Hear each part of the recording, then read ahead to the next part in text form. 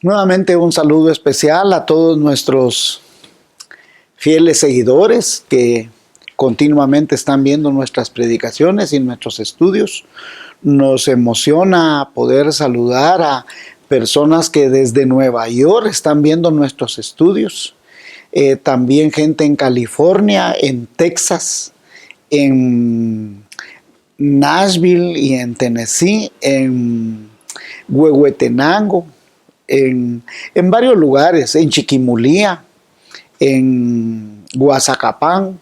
Así de que un saludo para todas estas personas que fielmente nos están siguiendo y que nos sentimos emocionados de saber que hay gente que mantiene un interés por la bendita palabra de Dios. Así de que, hermanos, hoy vamos a comenzar con Romanos. Romanos es un libro importantísimo de la santa palabra de Dios. Según algunos teólogos dicen que Romanos es uno de los libros más importantes, pero ¿cómo llegar a esos acuerdos, verdad? Unos les van a decir que son otros libros, pero cada uno, de acuerdo a su propia teología y a su propio conocimiento bíblico, puede decir qué tan importante es un libro de otro.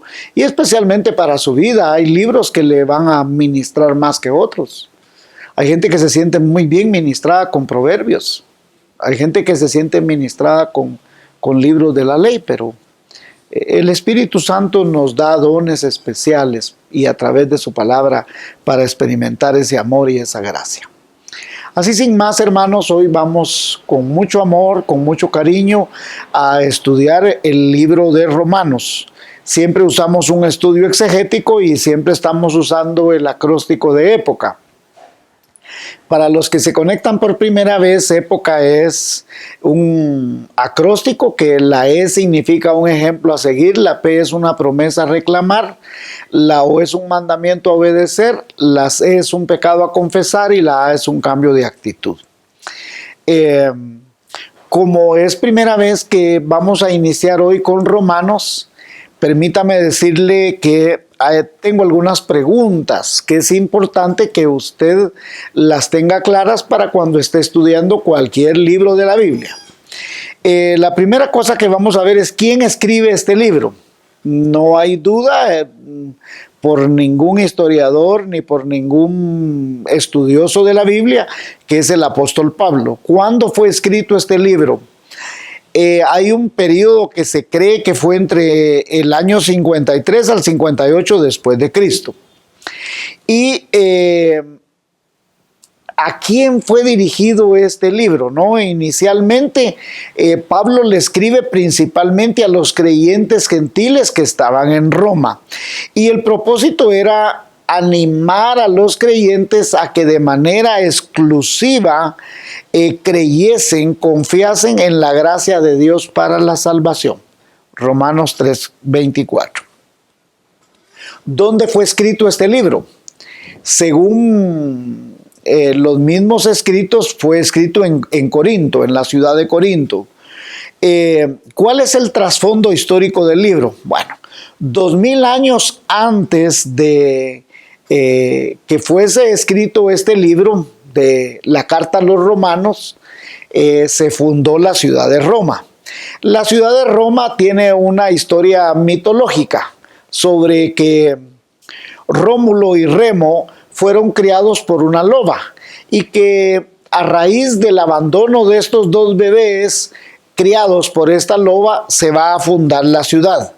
La ciudad está al borde del río Tíbet y en el año 510 comienza la República Romana.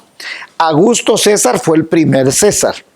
Y fue en su momento, cuando es el imperio, ahora mismo que Pablo le está escribiendo la carta, es el centro del mundo conocido, es el eje económico, político, militar, tecnológico del momento.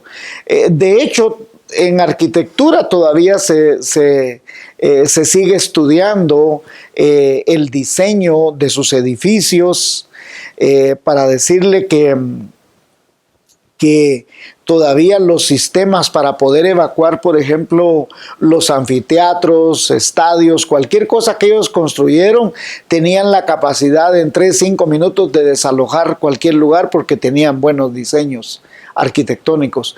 Y por otro lado, el famoso concreto romano, que es hecho a partir de la ceniza volcánica. Así de que eran el imperio, ¿no? Un imperio que estaba con gran lujo, pero al mismo tiempo con gran pobreza. Se cree que en Roma, cuando fue escrito la carta a los romanos, había más o menos 1 millón de personas, y de esas entre 20 y 30 mil eran judíos, y que aproximadamente habían unas 20 sinagogas. Se cree que había un número grande de cristianos, y cómo llega el cristianismo a Roma no se sabe, no hay registro de eso. ¿Quién fundó la iglesia de Roma? No se sabe tampoco. Hay comentarios de quién lo pudo haber hecho, pero no hay registros, no hay registros específicos de eso. Y por otro lado, digamos que en la misma carta a los romanos, en el capítulo 1, versículo 8, demuestra que era una iglesia ya reconocida a nivel del imperio, y también que estaba una iglesia establecida, porque en el capítulo 12 nos muestra que ya la iglesia tenía cargos para los oficiales de la iglesia. Entonces, para algunos es considerado el escrito más importante del apóstol Pablo de todos sus escritos. Y también algunos consideran que Romanos es uno de los libros o cartas más importantes de la Biblia. El tema principal es la justificación por la fe. Esto sí tiene que tenerlo bien clarito usted en su mente, en su corazón, que Pablo quiere dejar bien claro que la justicia de Dios es por fe y para fe. Por otro lado, había una controversia entre la gente que vivía en Roma y que eran creyentes de la iglesia, porque por un lado estaban los judíos que vivían en Roma y que ellos se creían más importantes que los gentiles. Y entonces Pablo lo que trata de demostrar a través de esta carta es que todos somos pecadores, y por cuanto todos pecaron, todos están destituidos de la gloria de Dios.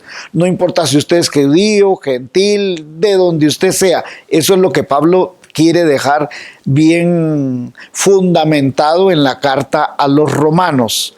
Y por otro lado, las controversias en las iglesias siempre han existido, hermanos. Esto no es nada nuevo. Por ejemplo, mire, pues así como en aquel tiempo existía la controversia que los judíos eran más espirituales, que los judíos tenían preeminencia, que los judíos sí conocían porque ellos ya conocían del Antiguo Testamento y los gentiles no sabían nada, es igual ahora, hermanos. Desde los años 80 viene una controversia aquí de que ¿qué iglesia tiene más el Espíritu Santo? ¿Quién tiene más fuego? Y otras, ¿qué es lo que dicen? Así, nosotros tenemos la doctrina verdadera, ustedes tienen la doctrina falsa. Entonces, todos los tiempos, en todas las eras, en todas las épocas, la gente siempre va a existir una controversia. ¿Cómo se puede, digamos, eliminar una controversia en la iglesia? Vaya a las Sagradas Escrituras, ellas tienen la verdad. Ningún hombre tiene la verdad. La Biblia por sí solita se tiene que sostener sola, ¿sí?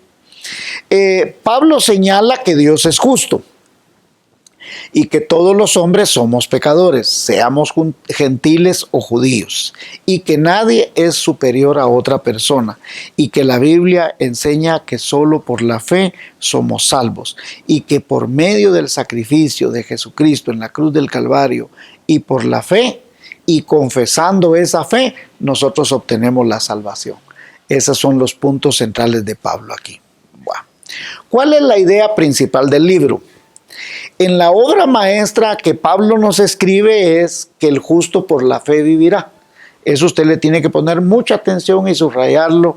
¿Cuál es la idea principal del libro? Que el justo por la fe vivirá y que la salvación es únicamente en Jesucristo y que es por gracia y no por obras. Por lo tanto, ¿qué dice? El justo por la fe vivirá.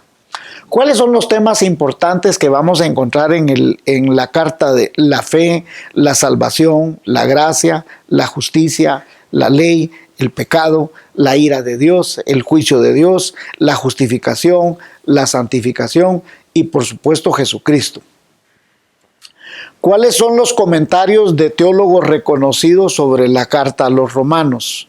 Bueno, Pedro mismo desde la Biblia, ¿qué nos afirma? Mire, en 2 de Pedro capítulo 3 versículos 15 al 16, Reina Valera tengo yo, y tened entendido que la paciencia de nuestro Señor es para salvación, como también nuestro amado hermano Pablo, según la sabiduría que le ha sido dada, os ha escrito.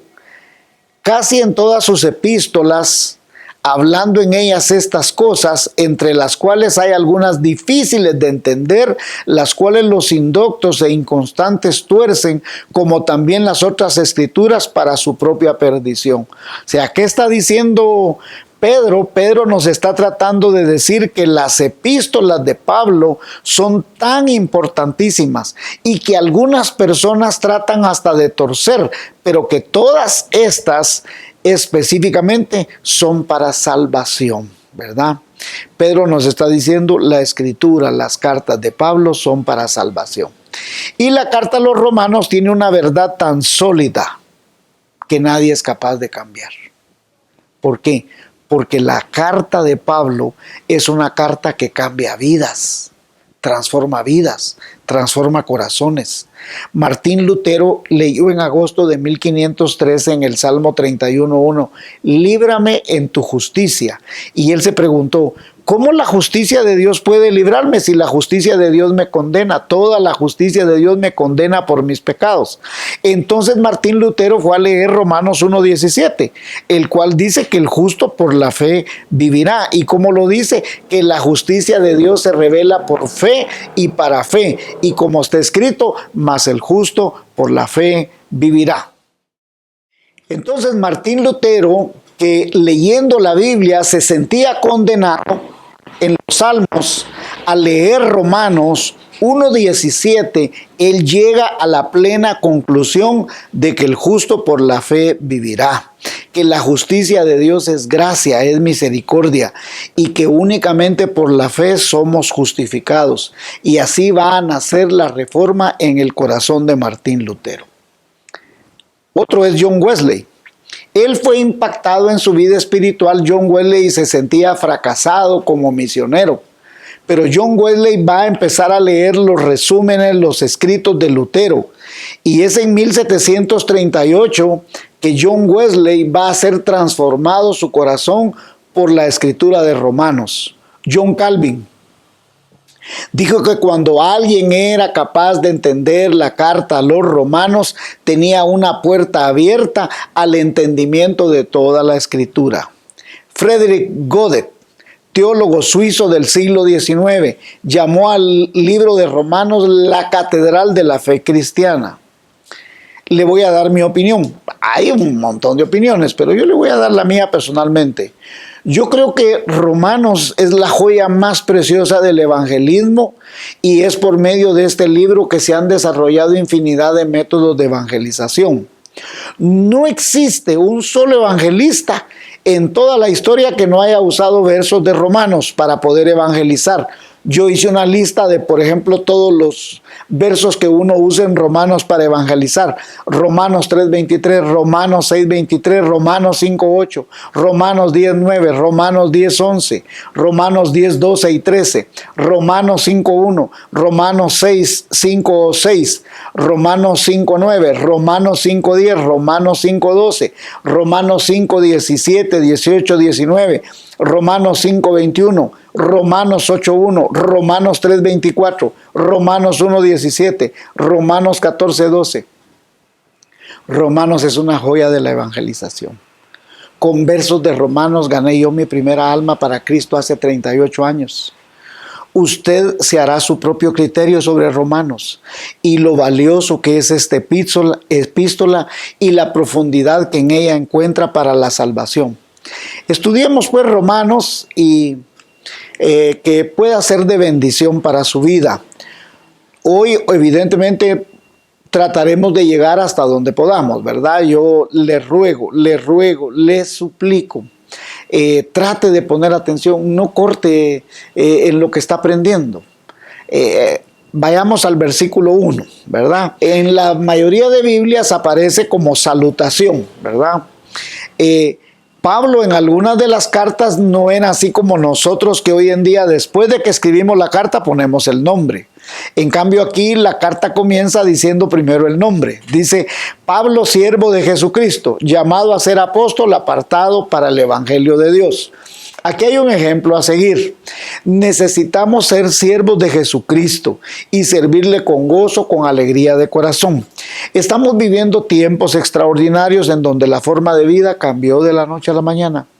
Y debemos buscar ventanas de oportunidad para servir genuinamente al Señor si realmente nosotros somos siervos. Permítame explicarle. Mire pues.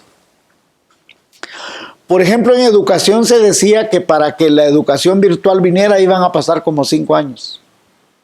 Que si este problema de la enfermedad de China de la noche a la mañana trajo un cambio radical. Porque todo el mundo se vio estudiando ahora de manera digital, de manera virtual, en salones de clases virtuales. Y se pensó que esa cosa iba a durar muchos años para que se pudiera establecer, y resulta que no. Resulta que si antes un profesor le daba a un grupo de clase, ahora le puede dar a 3, 4 secciones simultáneamente. ¿Y por qué lo puede hacer? Por la tecnología. Entonces, es cierto que no podemos congregarnos, no podemos hacer muchas cosas por lo que está pasando. Pero va a llegar un momento que con o sin esta enfermedad, la iglesia se va a tener que congregar. Con esta situación. Así de que en el entretanto, usted busque ventanas de oportunidades. Si la gente de los negocios buscó cómo hacer negocios, ¿por qué nosotros los evangélicos no debemos buscar la manera de servir a Jesucristo? Nosotros mismos tuvimos que implementar un montón de cosas para poder llevar el evangelio. Y mire lo fabuloso que es Dios. Dios es, permítame decirle esto, hermano, y póngame mucha atención, por favor, póngame mucha atención. Hay algunos teólogos que dicen que la meta de esto era destruir la iglesia, que la iglesia no se congregara más.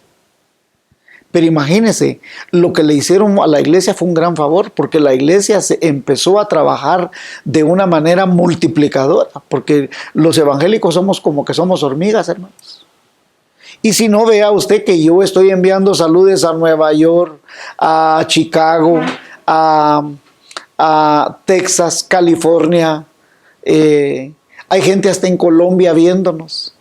Entonces, de otra manera no hubiera sido así, hermanos. Así de que si alguien quiso... ¿Y qué está detenido? Los estadios. ¿Qué está detenido? Los bares, las cantinas. Tienen 4 meses que no han abierto una cantina. O sea que si el diablo quiso destruir a la iglesia se multiplicó, hermanos. ¿Verdad? Ahora yo no he visto una cantina que mande trago digital, ¿va? No pueden. ¿Ah? Entonces, así de que si quiso destruir a la iglesia, le salió el tiro por la culata, hermanos. Bueno, por otro lado, la palabra siervo aquí no es la misma que esclavo, con la que Pablo está escribiendo Romanos capítulo 1, versículo 1. La palabra griega para siervo es doulos, y es una persona que voluntariamente se dedica con devoción absoluta al servicio y no como un esclavo que lo realiza forzosamente. Entonces la idea aquí de Pablo es que Pablo está diciendo: yo me he hecho siervo, pero un siervo con propósito, y es de ser apartado para la predicación de las buenas nuevas de salvación, y que estas buenas nuevas de salvación no son propias de él, sino de Dios, ya que muchas personas a veces se creen dueñas del evangelio y que tienen sus propios reinos y que el reino no es de Jesucristo. Por eso es que Jesucristo muchas veces les habló en parábolas a los fariseos diciéndoles que había un hombre que había hecho una viña, que le había hecho vallado, la cercó, le hizo todo y la arrendó a unas personas. Y les estaba hablando directamente a los fariseos. Pero que cuando él vino a cobrar la renta, ¿qué pasó? Golpearon a los que él mandaba. Dijo, enviaré a mi propio hijo. ¿Y qué hicieron? Lo matarán. ¿Por qué? Porque se creían dueños de la viña. Hermanos, nadie es dueño de la viña. Jesucristo es el dueño de la viña. Y Pablo, ¿qué está diciendo aquí? Yo me he hecho siervo de Jesucristo, llamado a ser apóstol, apartado para el evangelio. ¿Y el evangelio qué son? Las buenas nuevas de salvación. Estas buenas nuevas de salvación es lo que Pablo quiere dar a todos los romanos que estaban ahí, cristianos que estaban en Roma. Entonces, por ejemplo, usted notará que en la carta de Pablo hay algunos datos que nos pueden dar a nosotros como que era la prioridad de Pablo. Mire pues, por ejemplo, la palabra Dios aparece 153 veces en la carta a los romanos. Es como si casi cada 40 palabras Pablo mete la palabra Dios. Ahora, las palabras más usadas en Romanos son ley, por ejemplo, 72 veces. Cristo 65, pecado 48, Señor 43 y fe 40. Pero es interesante que la palabra Dios aparece 153 veces. Bueno, entonces esta carta a los romanos, lo más importante es que Pablo quiere hablar de la gracia de Dios a través del evangelio y que la salvación es por fe y el énfasis va a ser que la gracia, la salvación, la misericordia de Dios es por fe. Por fe. Eso, grábeselo porque eso es lo que esta carta va a enseñar. Versículo número 2. Que él había prometido antes por sus profetas en las Santas Escrituras. Aquí es una promesa a reclamar. El Evangelio, las buenas noticias de salvación, es una promesa de Dios para todas las edades, para todos los tiempos. El Evangelio no es nuevo. Desde el Génesis Dios prometió que de la simiente de la mujer iba a nacer un Salvador. Génesis 3:15. Entonces, Pablo está diciendo que estas escrituras son las profecías dadas por Dios para salvación nuestra. Número 3 y 4. Acerca de su Hijo, nuestro Señor Jesucristo, que era del linaje de David según la carne, que fue declarado Hijo de Dios con poder según el Espíritu de Santidad por la resurrección entre los muertos. Aquí hay una actitud a cambiar. Dice acerca de Jesucristo, eso es exactamente el evangelio, la iglesia, el reino de Dios. Se trata de Jesucristo, no de usted ni de mí. Usted y yo no somos el centro. Hay mucha gente que quiere ser el centro en la iglesia. Por ejemplo, gente se promociona como ellos son los más importantes. El ministerio de fulano de tal, y sacan la foto ahí, se ponen así, asá. Hermanos, la iglesia es el ministerio de Jesucristo, de su Santo Espíritu.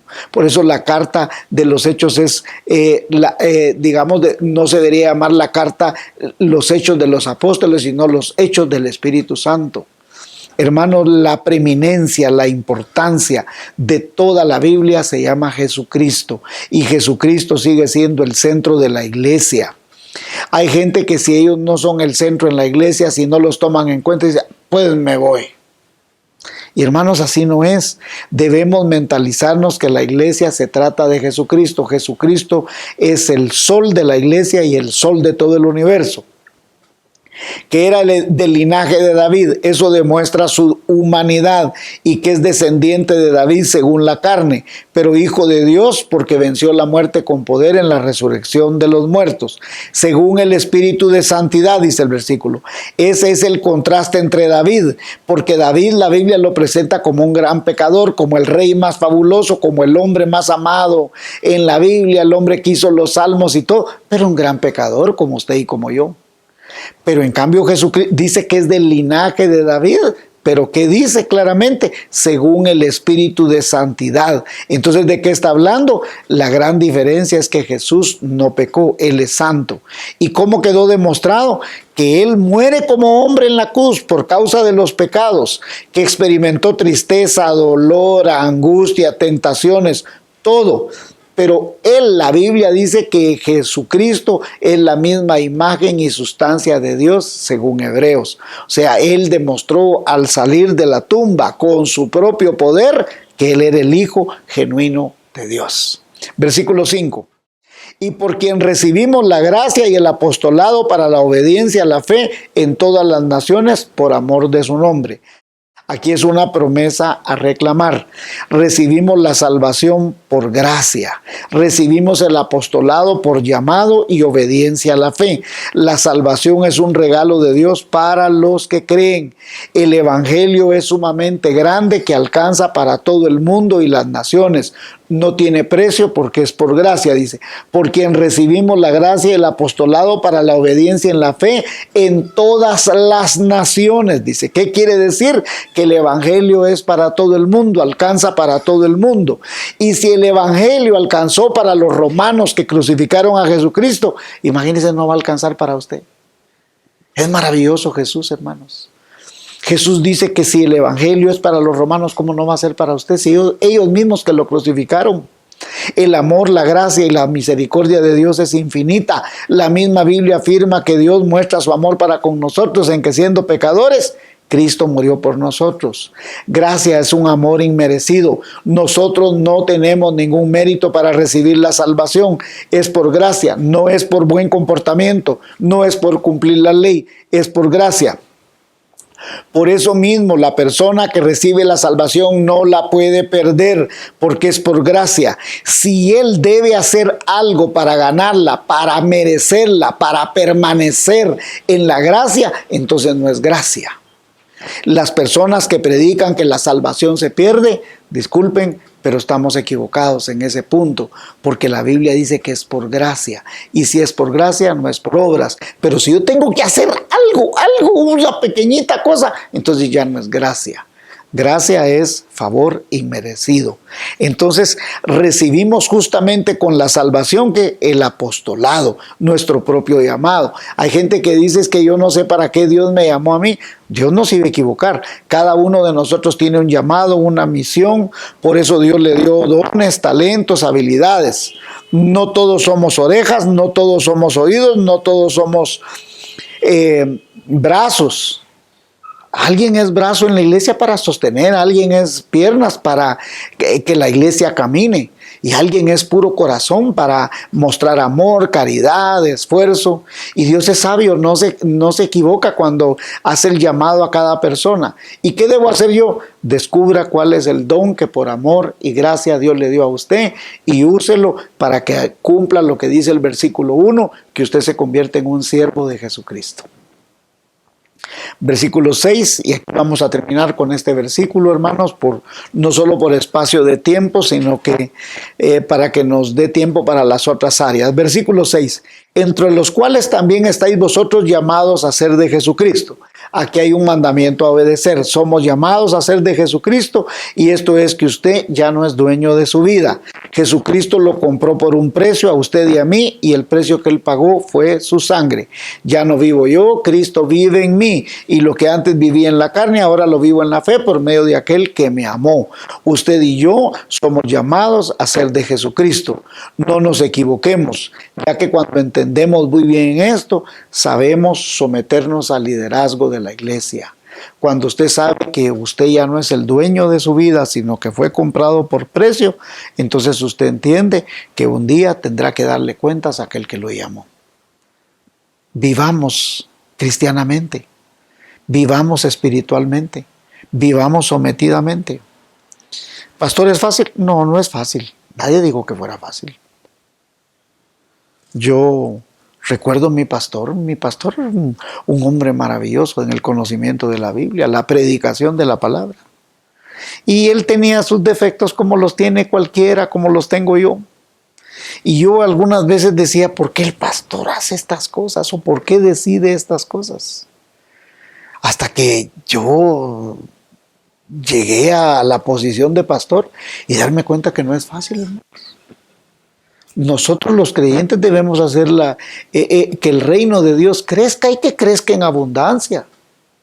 Y uno debería preguntarse, ¿yo soy parte del problema o parte de la solución en la iglesia? Pregúntese, ¿yo realmente sirvo en la iglesia o no sirvo en la iglesia? ¿Soy yo como Pablo que dice, soy siervo de Jesucristo y llamado al apostolado? Todos tenemos un servicio y un apostolado. Y todos deberíamos ser ese siervo que con devoción sirve y cree en el Señor Jesucristo. Y comprender que el justo por la fe vivirá y que es por gracia. Que Dios le bendiga y ánimo, hermano, porque Dios está sentado en su trono alto y sublime y desde ahí gobierna todos los reinos de la tierra. Que Dios le bendiga y un saludo especial a todos y sepan que estamos orando y ayunando por todos ustedes.